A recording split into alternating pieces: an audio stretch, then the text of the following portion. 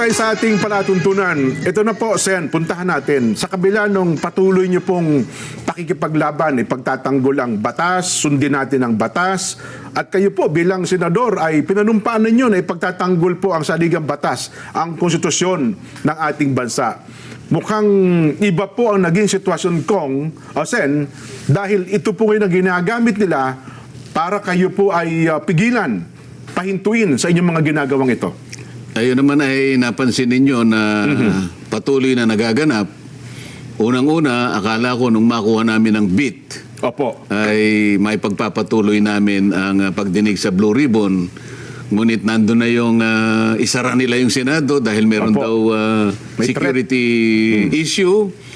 At nandun pauwiin ang aming makawani, work from home. So, yung maliit na puwang na yon na may sa katuparan sana namin ng isang legitimate na pagdinig, pati yun napigilan nila eh. Opo. At sasabihin, hindi daw kayo nagtrabaho kasi ganun ang nangyari. Yung June 4 na nagawa namin, halos questioning pa nila kahit na nagamit namin ang session hall, pero wala kaming Blue Ribbon committee staff Opo. na nag-assist sa amin.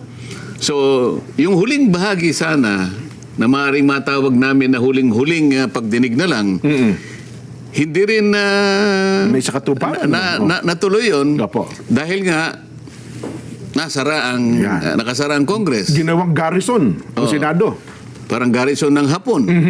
Pero makikita sana ng ating mga mamamayan na sumusubaybay na gusto nating gampanan ang tungkulin natin sang-ayon doon sa pamamaraan itinatadhana ng aming mga tuntunin, lalong-lalo na yung batas. Opo. Pero talagang gumawa sila ng paraan para pigilan kami hanggang nga sila ay magkaroon ng power grab noong June 3. Opo. Na kung saan kahit na 12 lang ay pinilit nila na gawin ang sarili nila na sila na ang namiminuno sa Senado. Opo. Yun ang dahilan kung bakit yung pinakahuling pagdinig sana na aming magagawa pa.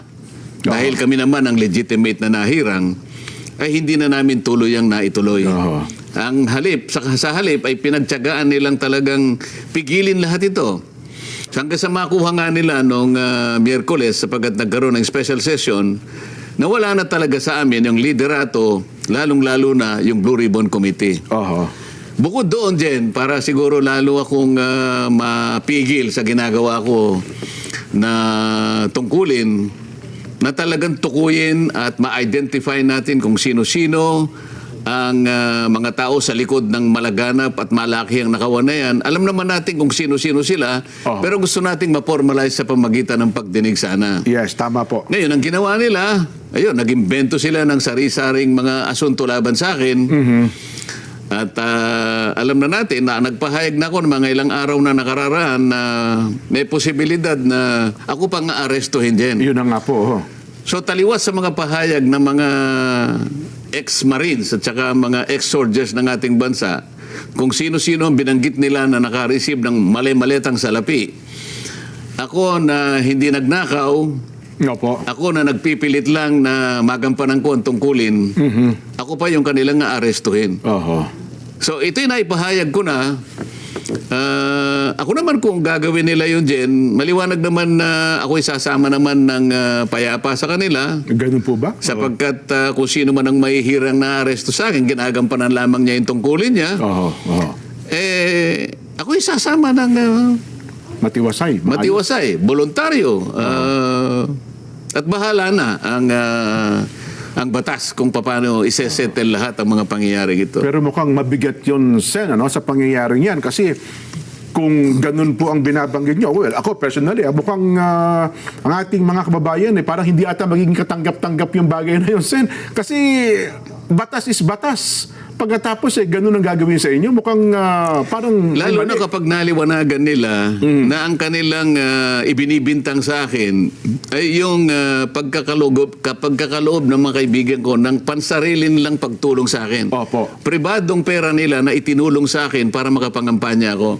Opo. Ilang kayang politiko na kumandidato, hindi lamang nung nakarang 2025 elections, magmula sa pinakamababang opisina siguro Mula sa barangay siguro. hanggang sa senador, ilang libo ang tumanggap ng tulong mula sa kanilang mga kaibigan, mga patron kung sakasakali. Oho. Paano mo ngayong ikakapit yun sa tinatawag na plunder? Yun. Diyan yung plunder kasi may kinalaman doon sa pagnanakaw mo ng salaping bayan. Sa lapi ng bayan po yun. O kaya kinonekta mo doon sa pangangako mo na bibigyan mo sila ng kung anong Ng klaseng pabor, ano pabuya ba? Opo, o pangako na ginagamit ko yung aking opisina. Oho. Pero sa panahon na yun, naipaliwanag ko, nung ako'y kumakandidato, bukod sa kalabang ko na yung liderato ng Congress nung panahon na yun, Oho.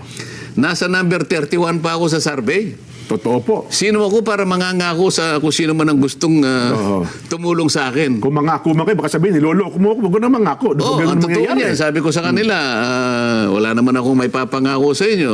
Sabi nga ni Mike Defensor, huwag ka na mangako kasi ginagawa lang namin dito, kaibigan ka namin. Yes po, Alam oo. namin na wala ka naman sa posisyon ng mangako, number 31 ka nga eh. Oo, Ako nga nalulungkot. Kasi baka mamaya, hindi mo makaya na sa dami ng ipinagod mo, matatalo ka rin kasi number 31 ka eh. Oho, oho. Oh, pagdating naman sa Kongreso, tinanggal ako sa lahat ng aking committees, tinanggal ako sa CA, pati yung aking ibinibigay na tulong sa tao, yung AX, yung tupad, pati yung panggamot, inalis lahat sa akin. Kulang na lang, pati sweldo niya ata, alisin eh. Hindi naman pwede na alisin yun. Yung sweldo na lang ang natira sa akin, yung allowance tinanggal din nila. Yes po, oo. So sino si Rodante Marcoleta na mangako na mag-commit na kapalit ng anuman ng may tutulong Ng ninyo sa akin? pabor, oo. Wala eh. So yun ang kinakapit nila, pribadong pera ay tinulong sa akin. Paano naging Oho. paano naging plunder public? ho yun. Paano naging plunder yun? Oho. Kahit mga taong karaniwan na hindi naman mga abogado, nagtataka, paano po kayo nadawit to sa pagnanakaw ng pera ng bayan? Ewan ko kamo sa kanila. Pero mag-iimbento sila ng kahit anong iaakusa sa akin para lang maaresto nila ako at matigil na ng tuluyan Oho. yung Yung pagdinig Oho. sa Blue Ribbon. Kasi maaring magdidinig sila. Kaya lang, membro pa ako dun eh. Kaya ayaw din nila siguro Oo nga po mag-participate pala, ako oo. kahit Party membro. pa rin kayo ng Kung ano. sakaling tatawag sila, nandun pa rin ako eh. Oho, Pero oho. palagay ko, sa ngayon, dahil hawak na nila yung beat, talaga pong mapipinid na yung pinto ng pagdinig. Oho. Talaga pong yung issue ng pagnanakaw na yan, tuluyan na pong malilibing yan. Oho. Malilibing na po hanggang sa akala nila malilimutan ng taong bayan. Ewan ko lang, malilimutan ng taong bayan yan. Pero Sen, gaano kaseryoso ito? Ano, ha? Kasi nung isang araw, napanood ko rin po kayo na nagbigay kayo ng pahayag ukol sa bagay ng posibleng pag-arrest sa inyo. Pero gaano sila kaseryoso? Ano hong nakikita niyong dahilan para talagang isakatuparan po itong pag-aresto sa inyo? Ang nakikita ko sa kanila, dahil alam nila na pagtama, ilalaban ko kahit saan kami makarating. Ay, opo. Oho. Ipinakita ko na, nung nakaraan, yung CA, sinabi ko, Oho. mali po ito sapagkat nakalabag po tayo sa isang batas na tayo pa rin ang gumawa. So nakikita na lang hanggang sa huling pagkakataon, kung ano yung tama, kung ano yung batas, pinipilit ko Oho. na ipaalam sa ating mga mamamayan. Ngayon, naharap tayo sa impeachment. Siguro iniisip nila, kapag kakasama na naman yan, akala nila na naman, ako naman kasi, wala akong papanigan dito. Kung ano yung totoong nalalaman ko, kung ano yung batas nalalaman ko, palagi akong ganun eh. Consistent ako dun eh. Siguro pati yun, ayaw nila. Well, kung nagawa po nila ito kay Senador Jinggoy, dalawa rin yung kaso sa inyo, indirect bribery at saka yung plunder. Indirect bribery kasama raw yung PD 46 pero Opo. pero magpisang buo ito eh. Ano ho ba? Ano ibig sabihin nun? Nga, tumanggap daw ako ng gift. Habang kayo ay nasa posisyon, congressman daw kayo ng time na yon, no? Oo, by reason of my position. Oho. Pinapaliwanag ko nga sa inyo, yung position ko, wala sa lugar na ako ay magbibigay ng kahit Ayun. anong may papangako. Oho. Dahil number 31 ako sa survey. Oho. Minsan nga nagamit kong halimbawa kahit hindi tama. Si Saito halimbawa. Yan, opo. kunwari lang dito. naman. Opo, kasama natin dito. Kunwari lang naman ito, Opo, para lang maintindihan ng lahat. Simpleng paghalimbawa. Simpleng tao yan, pero alam niya na hindi sa tataya doon sa kabayo sa karera, kundihado yun. Ay, siyempre naman ho. Tataya siya doon sa llamado. di ako llamado, number 31 nga ako eh. Kumbaga sa Kulelet na kulelet. Kumbaga sa takbuhan ng kabayo, number 31 ako. Sino ang nasa matinong isip ang tataya sa number 31? Oho. Tapos pinadala ako 22, tapos bumagsak ulit sa 23. Sa mga wala man lang ako sa Magic 12. Hanggang sa huling linggo ng kampanyahan noong time na yun, Sen, no? Oh, number 22 pa rin ako. Oo. Sinong mag-aakala na mananalo? Sinong tataya sa akin? Oo. So paano ko gagamitin yung posisyon ko? Oo. Yun ang pinipilit natin. Pero mag-iimbento sila. Nako. Yun na lang ang gagawin eh. Yun pong indirect bribery ay available. Magkahiwalay ba ito ng korte sa Sandigan Bayan o sa ombudsman? Magkakasama yun eh. Ganun po. Maaring iniwalay nila pero pareho lang ang magiging suma total niyan eh. Oo. Dahil sabi ko nga sa'yo, bakit pa ako magpipiyansa? Kinabukasan meron din plunder. Oo. Pero as of now, sa mga sandaling ito, Sen, habang tayo nag-uusap, 451, meron na ba kayong nabalitaan na arrest warrant o ano man para kayo po ay... Nabalitaan ko na. Kaya nga ako nagpapahayag ngayon. Kung sakasakali pong ituloy nila ang pag-aresto sa akin, ako po isasama sa kanila peacefully. Ibig sabihin, I will not resist. Sapagkat tungkulin po yun ng arresting officer. Opo. Alam ko naman po yung tuntunin kung paano ka arestuhin. Opo. Talagang ganyan eh. Ako naman ay dahil sa ginawa kong pakikipag laban tungkol sa katwiran at sa umiiral na batas, kung ito ang magiging kabayaran ng pagtatanggol ko sa ating bansa, sa ating mga kababayan, nasa kanila po yun eh. Wala akong alam na aking nilabag na batas. Yung pong kanilang mga asunto'y puro imbento yun. Alam po ninyo ang pinagdalhan ng mali-maleta. Pati po yung mga kasama ko sa Senado na dati namin kasama sa grupo namin, meron silang plunder na nauna na. Opo. Pero dahil sa pagsanib sa kanila, nawala na po siguro. Baka sila po ay hindi na asuntuhin. Mauuna pa po akong aarestuhin. Doon sa mga kasama namin dati na nangako na magiging intact kami. Walang hiwalayan, walang maghuhudas. Sabi ni Pero Boying, napansin na ninyo kung sino po yung naghudas. sabi ni Ombudsman Boying, yung mga naunang sa niya pa, hinug na raw po ang kasong plunder para sa kanila. Nakita ko, unang-una, April 2026, nandun yung 5 kaso na nakalaan para kay Martin Romualdez. Opo. Isang plunder, isang indirect bribery, isang direct bribery, a violation of AMLAC, Opo. violation of RA 3019. 5. April 2026. Hindi ko lang alam ng date kay Joel Villanueva at saka kay Chis Escudero. Pero ako, invento lang. Walang kaugnayan po sa public funds. Wala po akong ninakaw. Ang tanging kasalanan ko lang po sa kanila. Sa kanila, hindi sa taong bayan. Ay yung piliting ko po na ituloy ang pagdinig diyan sa flood control projects, anomaly na yan. At mapanagot. Kasi At mapanagot natin silang lahat. Mapanagot ang nasa likod talaga. Nasa sa kanila po yun. Nasa kanila na po yun. Kung talagang aarestuhin po nila ako, muli po akong nagsasabi na ako po ay sasama sa kanila ng buong pagpapasakop. I will not arrest. I will not resist the arrest. Pero habang pinakikinggan ko kayo, Sen, mabigat. Ako, personally, mabigat sa logo po yun kung gagawin nila yan, Sen, ha? Alam ko naman, si Nelson nga, nakikita ko, lumuluha pa yung tao. Pero talagang gano'n, ha? At hindi ko kayo masisisi kung malulungkot kayo. Pero ganun talaga bilang tao, malulungkot naman. Lalong-lalo na, sa katulad ko, wala naman akong nagawang kasalanan. At yung ibang mali-malitang ang pinagdalhan, nandyan na nga ang mga nakaumang na lahat, ang mga plunder cases laban sa kanila, pero hindi nila ginagalaw. Minabuti pa nila na baka sakaling ako pa ang mauna na maaresto. At ang kilala nga ng iba, baka mabswelto pa po yun. Hindi ko ba? Hindi malayo yun. Mukhang...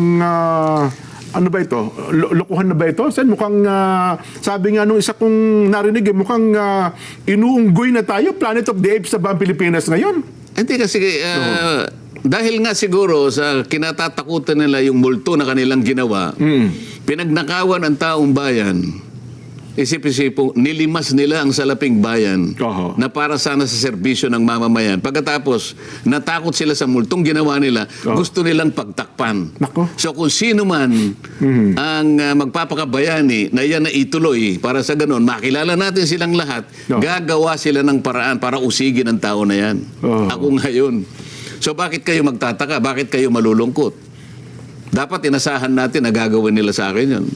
Ang dapat po siguro kayo ang pinagtatanggol nila, Sen, kasi kayo ang sumusunod at pinagtatanggol nyo po ang Yung batas. nakakaalam ng katwiran. Oho, Halimbawa, Di ba? yung mga pulis, yung mga sundalo na nakakakilala ng katwiran, Oho. alam nila yun. Oho. Kaya lang, yung mga tao na nasa likod ng pagnanakaw na ito, na ayaw nilang mabunyag ang kanilang pagkakakilanlan, ayaw nang makilala silang lahat, Oho. ay yan ang kinatatakutan nila. Oho. Kaya nangyari ang mga bagay na ito. Oho.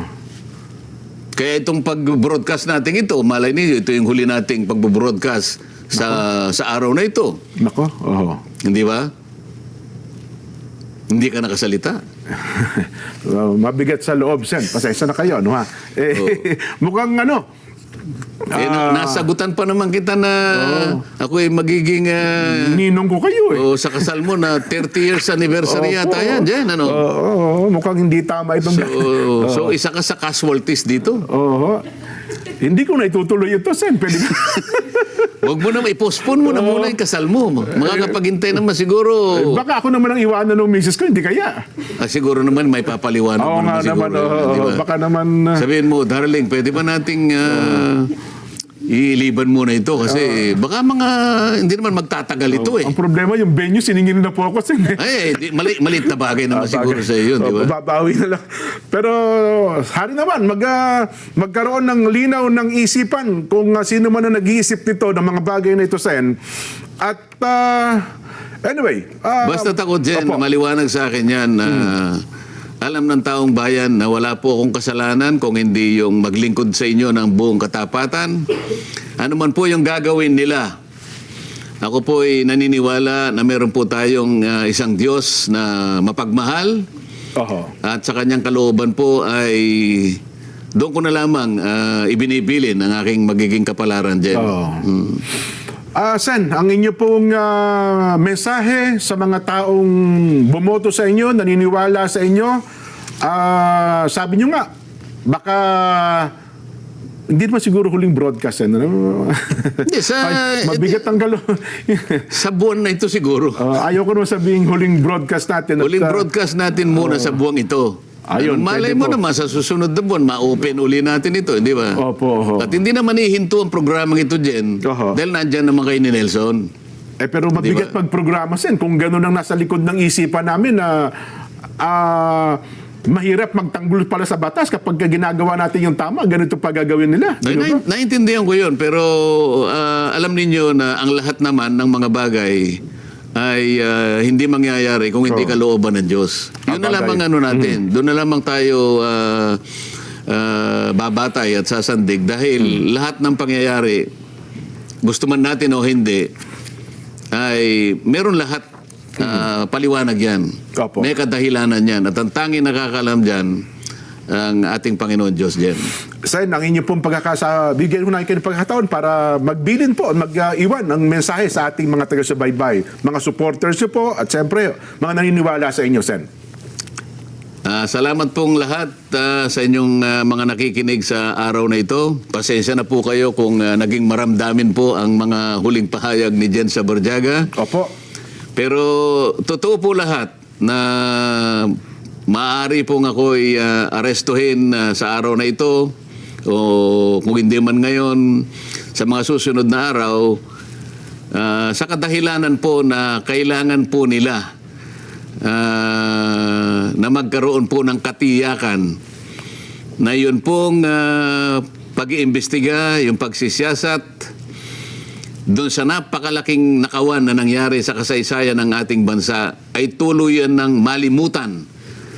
Ito lamang ang paraan nila para wala na pong magtatangka na masugid na gagawa ng kanyang tungkulin na tukuyin saan man tayo makarating.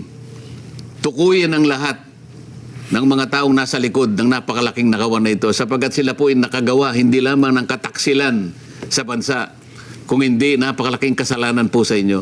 Lahat po ng mga taong binoto ninyo na nasa likod po ng pagnanakaw na ito, sila po'y pinagtiwalaan ninyo. Inakala po ninyo na silang gagawa ng mabuti para sa inyo, sapagkat yun naman ang inaasahan ninyo na magiging kapalit ng pagtitiwala sa inyo, sa kanila. Ngunit, sa halip po ng pagtitiwalang yon, ay ninakawan po kayo. Harap-harapan po, kagaya ng sinasabi namin.